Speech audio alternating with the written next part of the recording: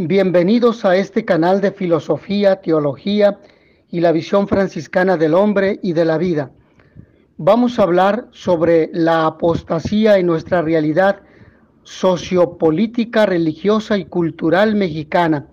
Y vamos a utilizar para ello el método profético que nos va a ayudar a conectar la fe con el mundo de la vida concreta, es decir, con nuestra realidad social. Vamos a utilizar estos tres pasos del método profético que son ver, juzgar y actuar. Y vamos a ver la realidad de México, qué hacer como católicos mexicanos para transformar nuestra realidad social y transformar de esta manera a México. Hemos de mencionar que existen diversos tipos de mal, que cuando hablamos del término mal, hemos también de mencionar o de recurrir a la libertad y a la ley moral. Por eso hablamos de diversos tipos de mal, como el mal físico, que son las enfermedades físicas, el mal metafísico, que es la incapacidad del hombre para acceder a la verdad, el oscurecimiento de la conciencia psicológica y la pérdida del sentido de identidad, el mal moral, que es la injusticia social, la pobreza, el hambre, las guerras. Y esto nos conduce a cuatro vertientes del mal: el maleficio, la malicia, la malignidad y la maldad. El primero de ellos sería el mal físico, el maleficio, que son las enfermedades, las catástrofes naturales, etc.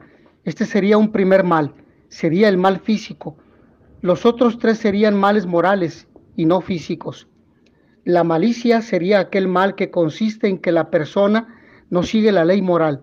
Su voluntad escoge el mal cuando podría elegir el bien moral. Existe una ley moral. ¿Qué o quién la dictamina? El hombre, el mundo o Dios. Evidentemente el bien supremo, el bien moral viene determinado por Dios, y la ley natural viene también determinada por Dios.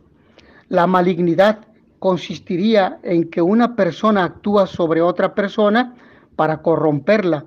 Ya no es solo que una persona escoja el mal en vez del bien, sino que además persigue que los demás también hagan el mal. Esta es la malignidad. La maldad consistiría en que el mal se instaure en la sociedad. Ejemplos: la Alemania nazi o la Rusia de Stalin, que implantaban sistemas políticos dictatoriales que atropellaban la dignidad de las personas. Sería un sistema o una sociedad perversa en sí misma. Y la maldad, sería el peor de todos los males, que se refleja en el narcotráfico, la ley del aborto, eutanasia, etc. ¿Cómo se origina el mal? El Génesis, que es el primer libro de la Biblia, nos habla del origen del mal en el mundo. Génesis capítulo 3, versículo 1 al 21, nos coloca el relato de la caída del hombre, cómo cae. Génesis 4, 1 al 16, el odio entre los seres humanos. Génesis capítulo 11, 1 al 9, la ruptura de la unidad.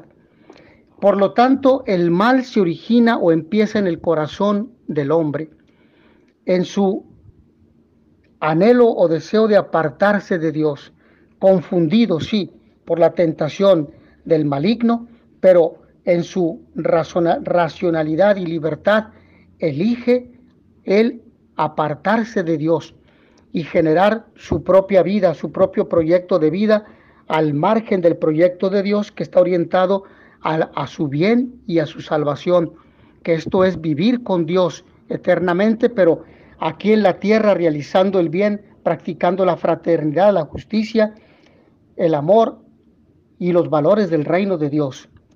Somos creados a imagen y semejanza de Dios, y esto significa que somos seres para amar, seres libres con responsabilidad, seres con voluntad para rechazar el mal y optar siempre por el bien, capaces de inteligencia, razón, análisis, reflexión, memoria, y seres sociables. Tendemos hacia el otro, pero también un sexto elemento: somos seres de sentidos, vemos, escuchamos, etc. El primer paso que habíamos mencionado del método profético, que es ver, este es el momento de toma de conciencia de la realidad. Consiste en partir de los hechos concretos de la vida cotidiana para no caer en suposiciones ni abstracciones y buscar sus causas, no caer en idealismos, cosas o realidades que se generan en la mente del hombre. También los conflictos que generan y las consecuencias que pueden prever para el futuro. Juzgar es el discernimiento que se hace sobre la realidad. Consiste en iluminar lo que se ha visto a la luz de la palabra revelada, con el aporte de las ciencias humanas y sociales, la cual, a la vez que permite comprender mejor la historia, es también mejor comprendida desde el impacto de esta historia o de esa historia. Actuar. La acción es el proyecto de transformación de la realidad. Equivale a trazar tareas y quehaceres de acuerdo con el juicio de la situación según el plan de Dios. La tercera fase del método corresponde a la pregunta: ¿qué debemos hacer para cambiar la situación? La Constitución Pastoral Gaudium et Spes, que quiere decir gozos y esperanzas, en el número 11, se propuso seguir el método de ver, juzgar y actuar, y más precisamente el decreto sobre el apostolado de los laicos en Apostolicam Actuositatem, que en el número 29 recomendaba el ver, juzgar, actuar como una meta de la formación de los laicos para el apostolado. El método ver, juzgar, actuar se hizo latinoamericano, elaborando su propia perspectiva, y enfatizo que no tiene nada que ver con la teología de la liberación ni con el sistema de pensamiento marxista, porque parte del Evangelio y pretende cambiar su realidad con el Evangelio y los valores mismos del Evangelio.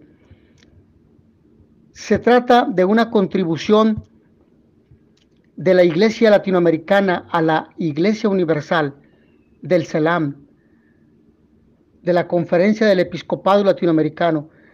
Asumir la realidad en su totalidad, social, económica, política, científica, educativa, eclesial, como lugar de revelación de Dios. Centrarse en la misión transformadora de la sociedad desde la fuerza del Evangelio, que es Cristo, y de los evangelios que están contenidos en la Sagrada Escritura. Optar por la liberación del pueblo pobre, pero a partir de los valores del Evangelio, no de ninguna reflexión filosófica o marxista, no. Y cada vez más empobrecido este pueblo. La metodología o el método teológico pastoral, la teología como ciencia tiene su propio método y su finalidad es práctica, es decir, pastoral, es vivir el misterio de Dios en nosotros. El método juzgar, ver, juzgar, actuar se realiza en dos niveles interdependientes: el nivel teológico académico y el nivel pastoral práctico. Por lo tanto, teológico, científica de forma metódica y sistemática, espontánea y de forma comunitaria en lo que se refiere a la pastoral. Teológica se elabora en universidades o institutos, pastoral se elabora en las comunidades, en los barrios, en las parroquias. Teológica, tres momentos de mediación analítica, mediación hermenéutica, es decir, de interpretación, y mediación práctica. Tres momentos que es en lo pastoral: ver, juzgar y actuar. La fundamentación es bíblica. Es frecuente la invitación a ver lo que Dios hace en la historia para discernir su acción en el mundo y responder al proyecto trazado por el Señor. Aquello que dice Isaías en el capítulo 41 de su libro, versículo 20. Los profetas reprochan la infidelidad de Israel porque tienen ojos y no ven, tienen orejas y no oyen, y por tanto no pueden actuar conforme a la voluntad de Dios. Jeremías lo menciona en el capítulo 5, versículo 18 de su libro. Por eso el llamado de Dios es: sean sal y luz de la tierra. Yo estaré con ustedes todos los días hasta el fin de la historia. Primero Mateo 5, 13, 14 y luego Mateo 28, 19. Jesucristo nos invita a vivir unidos a Él, a ser otro Cristo para transformar las situaciones contrarias al reino de Dios y a la dignidad del hombre, para luchar con el Evangelio y su gracia contra Satanás, su antirreino y sus pseudovalores o antivalores. Evitar la tentación de abandonar la fe, de abandonar la Iglesia Católica. creyendo que es inútil trabajar para construir el reino de Dios, rechazando el materialismo, el neopaganismo, el esoterismo, ocultismo, la indiferencia, el egoísmo, la masonería, el ateísmo práctico, el culto a Satán, el rechazo a Dios y el desprecio del hombre, particularmente del pobre y del que sufre, lo que dice Mateo en el capítulo 25, versículos 35 al 45, en la así llamada parábola escatológica. La apostasía es rechazar la verdad, la justicia, el bien común, el servicio, la solidaridad, aceptar el enriquecimiento ilícito, renunciar a la educación ética y axiológica, el narcotráfico, la violencia, la indiferencia hacia los hermanos, el grito del pobre. Vamos a ver el primer paso llamado Veamos. Vamos a ver la realidad de México y la realidad mundial y de América Latina. ¿Qué sombras encontramos? Respecto a la antropología filosófica, existe una falta de compromiso social. La gente se ve desinteresada de los problemas que le suceden al otro y solo me comprometo o solo asumo una actitud de respuesta cuando aquello afecta mis intereses, pero cuando no es así, me mantengo indiferente ante lo que le pasa al otro y ante lo que sucede en torno a mí. Estamos también ante un estado laicista, no laico. Es un estado laicista donde existe un rechazo contundente y directo hacia todo lo que suene a religioso, hacia todo lo religioso y particularmente hacia la Iglesia Católica. Históricamente tenemos el positivismo jurídico, que fue el promotor de la separación entre Iglesia y Estado y que además ha sido promotor del ataque contra la familia, promoviendo el aborto, una ley del aborto. Actualmente tenemos el divorcio antes del aborto, el divorcio en primer término. El divorcio se gestó a inicios del siglo, a finales del siglo XIX, con el Estado liberal. Entonces, actualmente tenemos el divorcio express. Basta que una de las dos partes no desee estar con el otro para que se determine y se decrete el divorcio.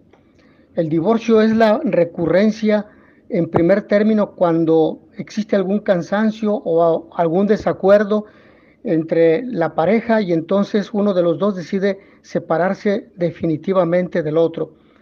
Por lo cual el divorcio no es más aquella medida que se tenía como último recurso cuando se agotaban otros, sino es la primera. Por eso encontramos una gran cantidad de parejas divorciadas en nuestra sociedad actual y por lo mismo una gran cantidad de hijos de parejas de divorciados que sufren enormemente la separación de sus padres. Sabemos que los hijos de personas divorciadas, a ellos se les destruye la autoestima, por lo tanto se les incapacita para amar, porque un hijo necesita a su papá y a su mamá. Por otra parte, en este positivismo jurídico tenemos el matrimonio entre las personas del mismo sexo y la ley de adopción con todas las graves consecuencias que esto conlleva o que esto conduce. La justificación es de que si existen parejas heterosexuales que no quieren tener hijos o que habiéndolos tenido no los educan, no los quieren, pues entonces habrá que dárselos a ellos, es decir, a las parejas del mismo sexo. Pero sabemos que esto es sumamente lastimoso y es sumamente perjudicial en el proceso de formación de los niños y niñas. Si no, basta que veamos las experiencias y los testimonios compartidos por jóvenes de Estados Unidos y de Canadá, que son fruto de estas uniones entre personas del mismo sexo, para ver la gran cantidad de sufrimiento que cargan en su conciencia, que llevan en su corazón, en su mente. Estos testimonios están en YouTube, ustedes los pueden encontrar en internet. Otro elemento es el aborto. El aborto se ha hecho como una especie de salud reproductiva, pero sabemos que esa es una falacia, porque el aborto es el asesinato de un ser vivo que no porque no lo veamos, porque está todavía en el interior del útero materno, no exista, no se puede deducir eso. Esa es una falsedad. Sabemos que se trata de un ser vivo que se está formando, está creciendo y que un día van a ser después de 8 o 9 meses. Entonces estamos ante una muerte provocada por el hombre y legalizada por el Estado de Derecho. Estamos ante una de las violaciones al derecho fundamental, que es el derecho a la vida. Y sabemos que es un ser vivo no porque haya nacido, es un ser vivo porque vive en el vientre de la madre. Y además porque es un ser vivo producto de una célula masculina y femenina humanas. Luego, la legalización de la marihuana como propuesta hace 5 años, hoy ya es una realidad, pero con la justificación de que es para la salud. Sabemos que estos son determinaciones que cobran un alto costo en la vida de la sociedad porque se envenena, se envilece la ética de un pueblo, y un pueblo que vive sin valores y sin ética está orientado a su propia destrucción, porque se tiende a controlar a un ser humano mediante una adicción, mediante el vicio, en este caso de la dependencia a la marihuana. Y luego los anticonceptivos que se dan incluso al salir de las escuelas primarias, secundarias, preparatorias, con la finalidad de que se promueva la relación sexual, porque dicen, por ejemplo, algunas organizaciones de salud en los diferentes países, no podemos contener a los jóvenes, pero ¿cómo los vas a contener si en los medios de comunicación, en películas, en letras de canciones, se está incitando a la juventud a entrar en esa pseudocultura del pansexualismo? Es decir, sin el sexo, sin la relación sexual no se puede vivir, y la colocan como si fuera tan necesaria como la alimentación. Sabemos que eso es un error. Sabemos que alguien que no puede comer, sí, efectivamente muere, pero alguien que no tenga relaciones sexuales íntimas continúa viviendo, porque no es un elemento que forme parte de la supervivencia de un ser humano. El ser humano, si se educa para amar, si se educa sexualmente, puede vivir sin tener incontinencia, es decir, sin tener relaciones sexuales íntimas. Y la anticoncepción es precisamente esa motivación, es decir, para que no existan embarazos no deseados o para que no existan enfermedades de transmisión sexual, sabiendo que los anticonceptivos, por ejemplo, el preservativo, tanto femenino como masculino, se tendría que decir con toda claridad que no son seguros al 100%, que existen fallas y que hay gente que se ha infectado de VIH-Sida, entre otras 50 tipos de enfermedades de transmisión sexual diferentes, aun cuando utilizó preservativo.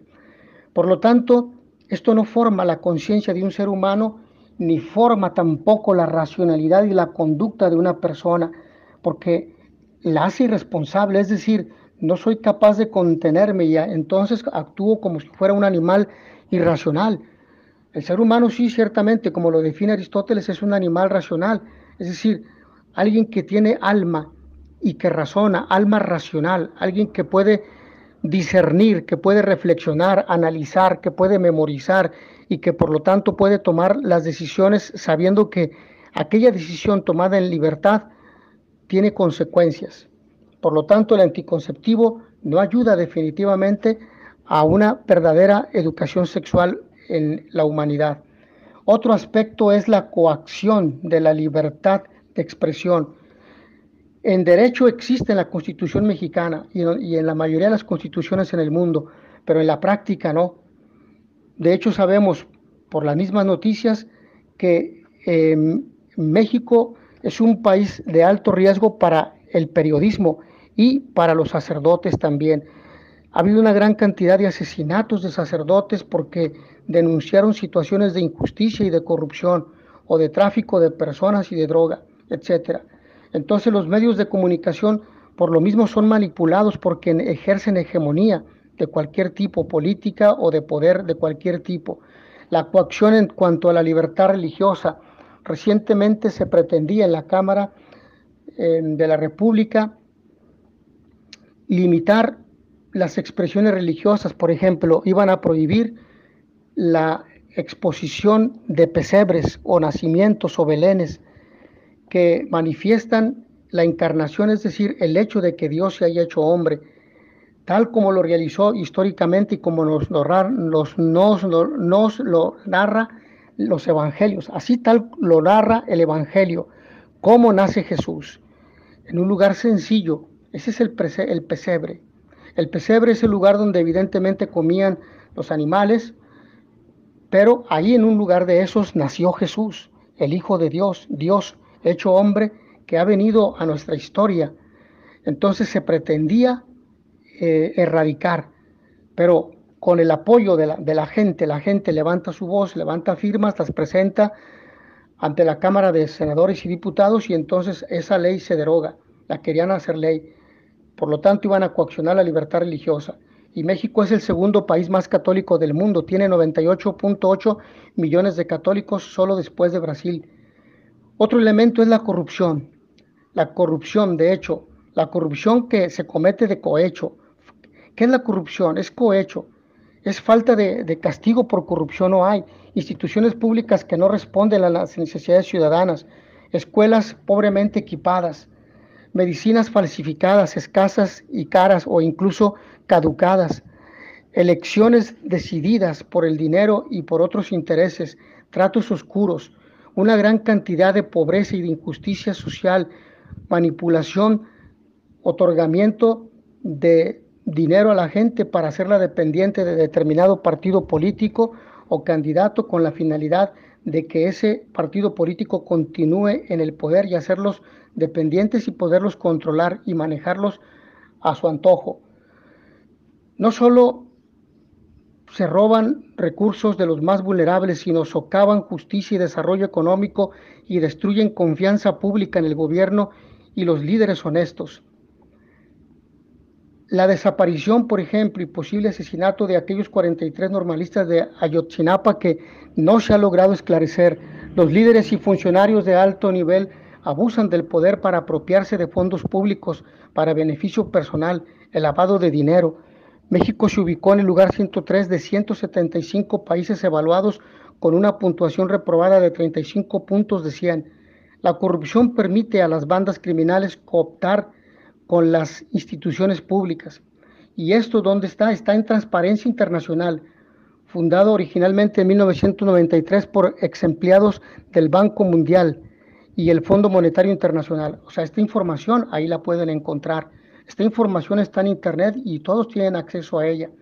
Precisamente de ahí la obtuve, no es algo que yo estoy inventando.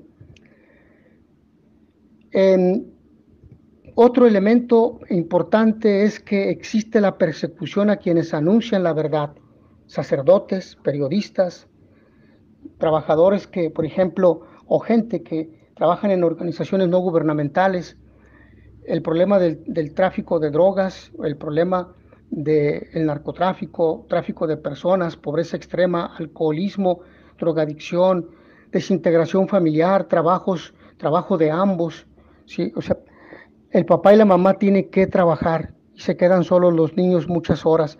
Son cuidados por abuelitos que ya no tienen las fuerzas para poderlos cuidar, ni el entusiasmo por la edad y el cansancio propio de los años, o bajo el cuidado de los hermanos mayores, que en muchos casos son menores de edad.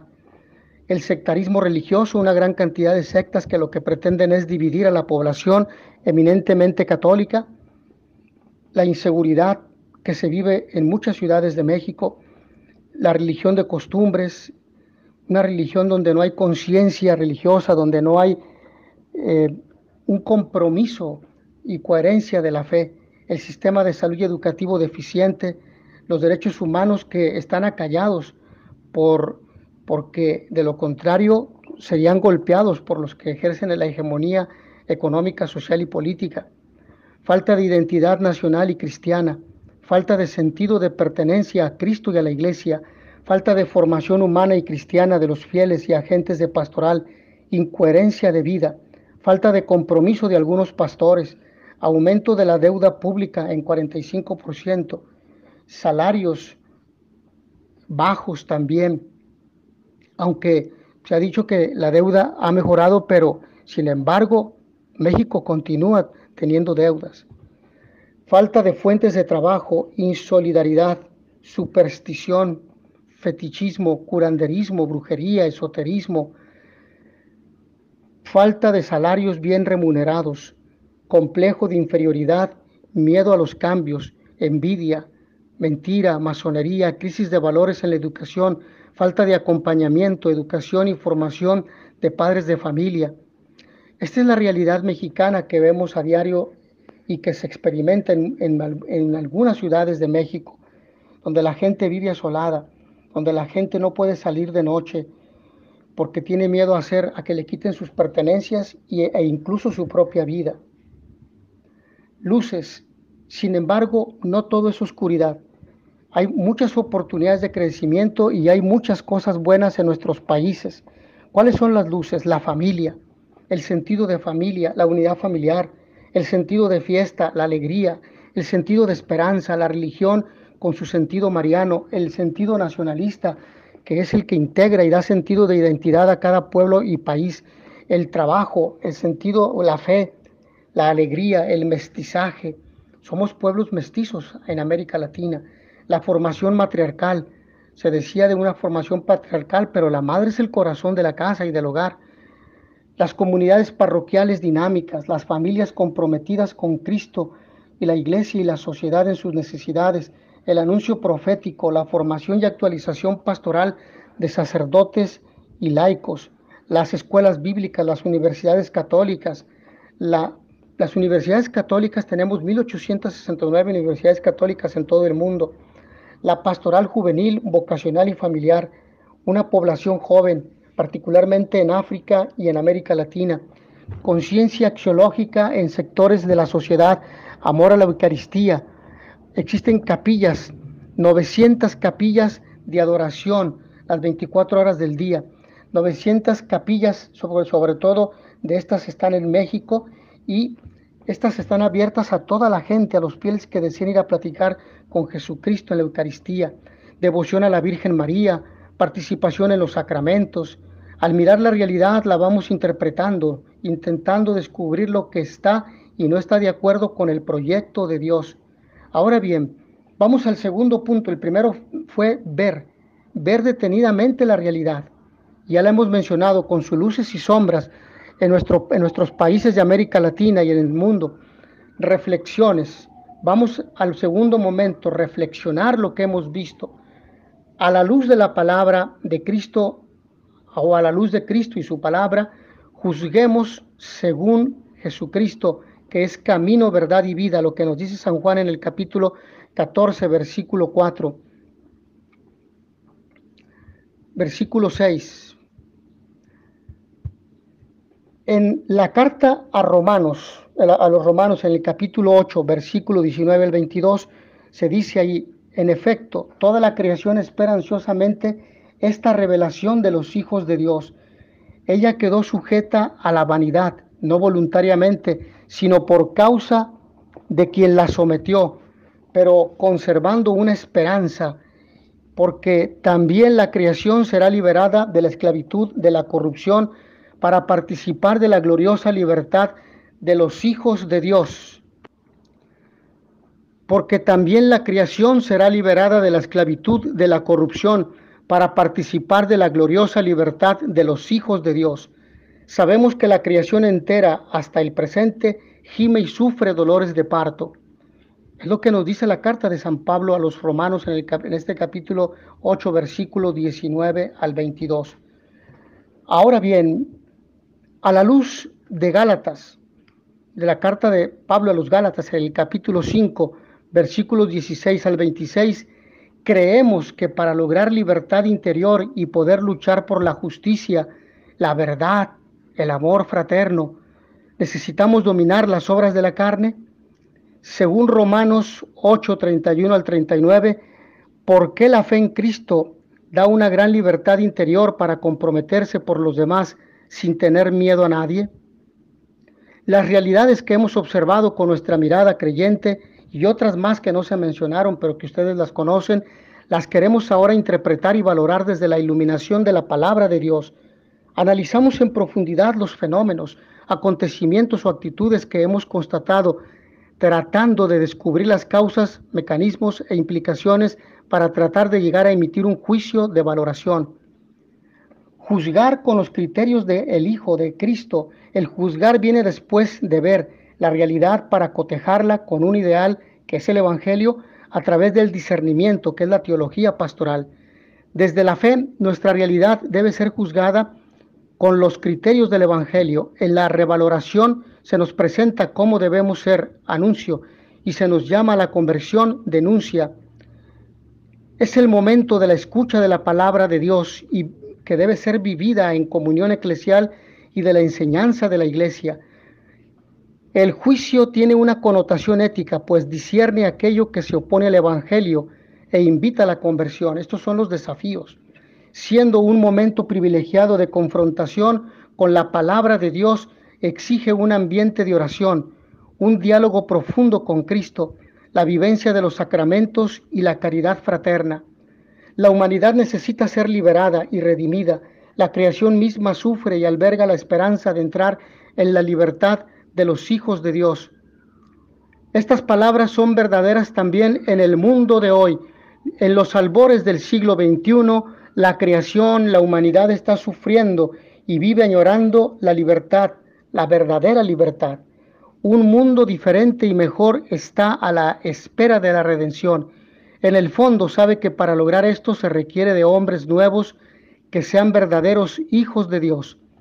Para los creyentes, la respuesta a estas interrogantes nos viene del Evangelio. Cristo en nuestro futuro, y como nos indica la encíclica Espe Salvi del Papa Benedicto XVI en el número 2, su Evangelio es comunicación que cambia la vida, da la esperanza, abre de par en par la puerta oscura del tiempo e ilumina el futuro de la humanidad y del universo. Salvados en la esperanza, Espe Salvi.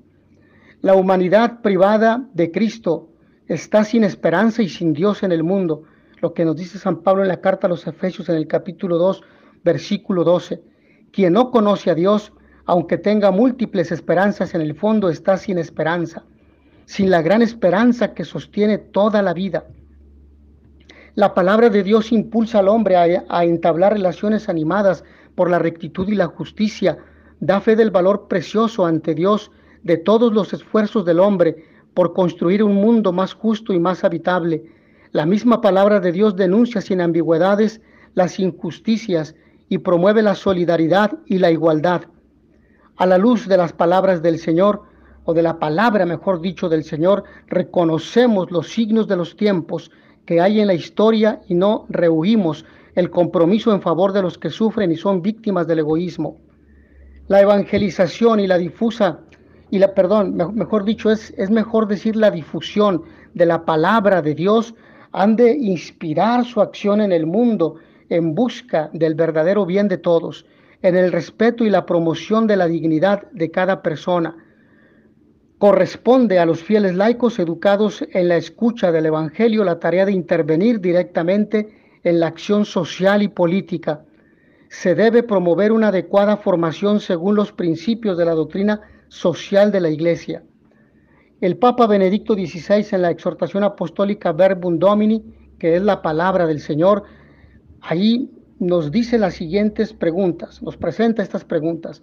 ¿Cómo debe ser un servidor de la humanidad según nuestros artículos mencionados? ¿Qué plantea la Iglesia sobre el papel del laico y su tarea? ¿Qué justicia queremos vivir, la humana o la divina? ¿Qué signos nos motivan a luchar por la justicia que nos anuncia el Evangelio? ¿Cómo puedo llevarlos a cabo en mi entorno?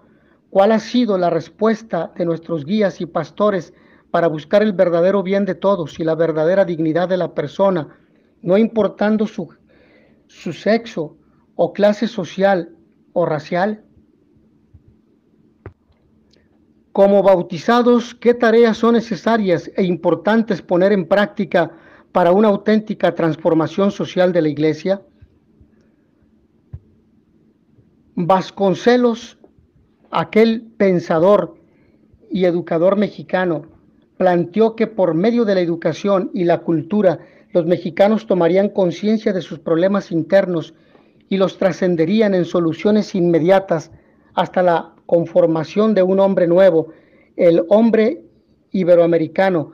De ahí la necesidad de promover una cultura nacional y popular con acceso a todos los mexicanos y a todas las personas en el mundo, evidentemente. Ahora, vayamos a una visión humanista de progreso social en este número 2. Hacer de Latinoamérica el centro de una gran síntesis humana, emplear el sentido del servicio y amor fraterno del ser humano como medio de ayuda a los más desprotegidos y valerse del industrialismo como simple medio, nunca como un fin para promover el progreso de la nación. En efecto, las nuevas reformas educacionales de nuestro continente, impulsadas para adaptarse a las nuevas exigencias que se van creando con el cambio global, aparecen centradas prevalentemente en la adquisición de conocimientos y habilidades y denotan un claro reduccionismo antropológico, ya que conciben la educación preponderantemente en función de la producción, la competitividad y el mercado. Por otra parte, con frecuencia propician la inclusión de factores contrarios a la vida, a la familia y a una sana sexualidad. De esta forma no despliegan los mejores valores de los jóvenes, ni su espíritu religioso, tampoco les enseñan los caminos para superar la violencia y acercarse a la felicidad, ni les ayudan a llevar una vida sobria y adquirir aquellas actitudes, virtudes y costumbres que harán estables el hogar, que funden y que los convertirán en constructores solidarios de la paz y del futuro de la sociedad, tal como lo dice el documento de Aparecida en el número 328, que es la quinta conferencia del Episcopado Latinoamericano. Una responsabilidad estricta de la escuela es poner de relieve la dimensión ética y religiosa de la cultura, con el fin de que el sujeto alcance la libertad ética en confrontación con los valores absolutos de los cuales depende el sentido y el valor de la vida del hombre. La educación humaniza y personaliza al ser humano cuando logra que éste desarrolle plenamente su pensamiento y su libertad, lo cual lo lleva a humanizar su mundo, a producir cultura, transformar la sociedad y a construir la historia. Nuevamente, la quinta conferencia del Episcopado Latinoamericano de Aparecida, o celebrada en Aparecida, Brasil, en el número 330, nos comenta aspectos interesantes a este punto que acabamos de mencionar. La Iglesia entonces busca la educación de la persona en forma integral, pero la persona sujeto, ubicada en una familia, con una historia específica e insertada en una realidad social. Asimismo, reconoce que esta sociedad emergente, donde el conocimiento y la tecnología desplazan el sentido ético de la persona y los valores, es importante evitar tal reduccionismo para encauzar la educación a su verdadero fin, la persona ética, por medio de Cristo, camino, verdad y vida. Los caminos que vamos intuyendo están fundamentados en el amor y son generadores de vida. Los tenemos que confrontar con el criterio que el mismo Jesús nos ha dado, el amor y la vida. Como discípulos misioneros de Jesucristo, en el anhelo de responder a su llamado a la santidad, vamos así concluyendo el segundo paso, que fue juzgar, reflexionar, y vamos al tercer paso del método profético, que es actuar. Actuemos. Sí, entonces el primer paso fue ver, segundo, observar o juzgar, y el tercero, actuar. Actuemos. ¿Qué debemos hacer? Actuemos desde la Iglesia, cuerpo místico de Cristo y sacramento universal de salvación, nuevo pueblo de Dios. Volver el rostro a Cristo, único redentor del hombre. Debemos descubrir y vivir la verdad, la belleza y la grandeza de la identidad cristiana, tal como San Juan Pablo II nos lo planteaba en Redemptor Hominis, en el Redentor del Hombre, en esta encíclica del 4 de marzo de 1979. La familia tiene un papel fundamental, la persona, los jóvenes son fundamentales en este proceso. Tenemos que actuar bajo el impulso del Espíritu, Por eso el método está orientado a la transformación de la realidad vista y juzgada para que sea más conforme al proyecto de Jesucristo, la primacía de la práctica. El actuar corresponde a la propuesta en práctica a través de orientaciones pastorales y líneas comunes de acción. El Espíritu Santo conduce todo bajo el trabajo pastoral como condujo el ministerio de Jesús. Por nuestro bautismo, cada uno de nosotros estamos llamados a compartir los gozos y esperanzas de nuestra nación. Nuestra tarea es buscar la transformación desde el lugar en donde estemos y a partir de nuestra realidad para que nuestra sociedad sea más fraterna. Necesitamos construir fraternidad. Necesitamos construir lugares donde se garantice la educación, la formación y el respeto de la dignidad humana, la familia, la escuela, la parroquia. Estos lugares son insustituibles y no se deben perder ni se deben degradar. Dejarnos conducir por el Espíritu de Dios y poner en práctica el Evangelio permitirá lograr un mundo lleno de justicia, de transformación en todas nuestras áreas humanas que nos lleven a ser auténticos testigos de Cristo. Como discípulos sigue siendo el Maestro y por ello nuestro actuar no puede ser prepotente, agresivo ni excluyente. Nuestro Maestro es Cristo. Queremos actuar al estilo y con las actitudes de Jesús, que no vino a ser servido, sino a servir y a dar su vida como rescate por muchos, para que todos tengan vida y la tengan en abundancia. Juan 10:10. ¿Qué actitud quiere Dios que tomemos frente a nuestras esclavitudes? Resignación, amargura, odio, acción, indiferencia. ¿Cristo hace la liberación desde el cielo o necesita hombres de carne y hueso para que la hagan en la tierra? Nos ofrecemos nosotros para esta tarea. ¿Qué hacer cada uno de nosotros para combatir el defecto que más nos impide ser libres para servir? Para poder seguir a Cristo liberador, será necesario que colaboremos en las necesidades de nuestra familia y comunidad. ¿Cómo? ¿Qué creen que nos puede pasar si imitamos a Cristo liberador? ¿A qué debemos estar dispuestos? ¿Qué pensamos que debe hacer la Iglesia para comprometerse en la liberación de los pobres oprimidos a imitación de Jesucristo? ¿Cómo debiera ser una sociedad libre en la que reine la justicia y el amor de los hermanos? Tendremos pues que ir revisando, evaluando y confrontando nuestra actuación con el criterio de verificación que nos dejó Jesús para constatar la autenticidad de nuestra vida cristiana, el amor y el servicio. Humildemente, nuestro compromiso en la acción tiene que ser serio y constante, poniendo toda nuestra voluntad y lo mejor de nosotros mismos. Tendremos que evaluar con seriedad y rigor la coherencia y eficacia de nuestro actuar, la consecución o no de las metas propuestas, lo que ha acontecido y hemos aprendido por el camino.